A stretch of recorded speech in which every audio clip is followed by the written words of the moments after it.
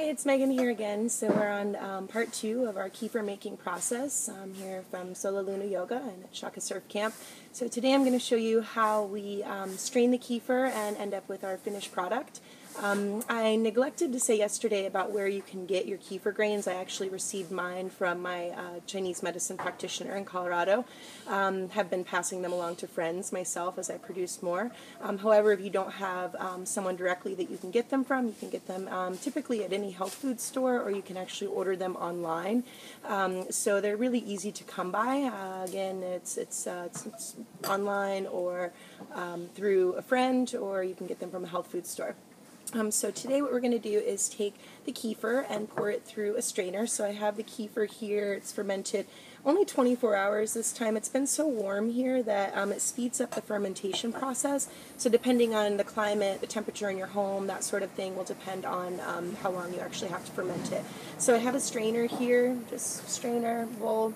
Okay, and so we're going to pour the kefir through the strainer. Oh, Cristalia, por favor, forgot a spoon. Gracias.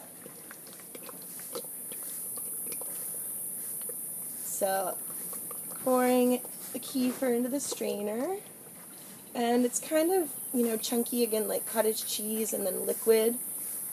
And so I forgot to bring a spoon over for the video, and so Cristalia brought me one, so sweet. Ooh, okay.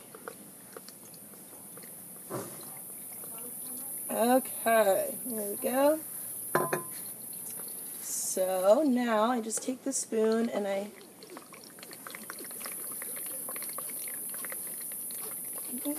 so now I'm just going to separate. There's going to be this kind of curd that's left as I push kind of the kefir through the strain a little bit, and so I'm going to definitely move it around and get as much of the liquid to go through. And then the curd that will be left over, this will be the starter culture for the next batches, and also if I wanted to share it, give it to any friends, continue to pass on the grain.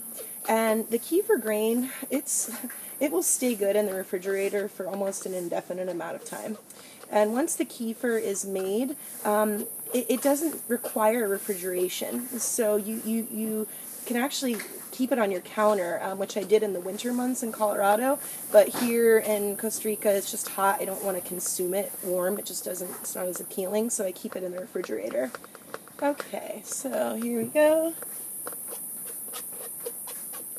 Okay, so I have the grain here, okay, curd, okay, I have the kefir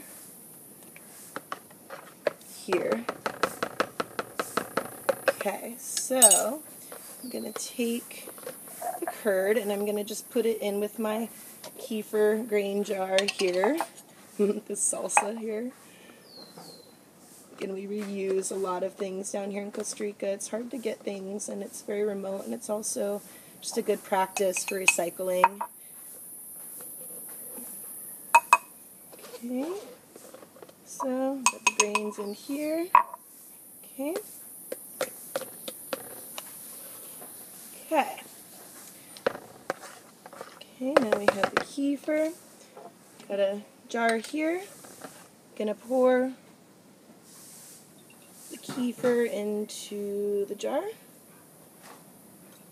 Okay, and there you have it. So we have our finished product.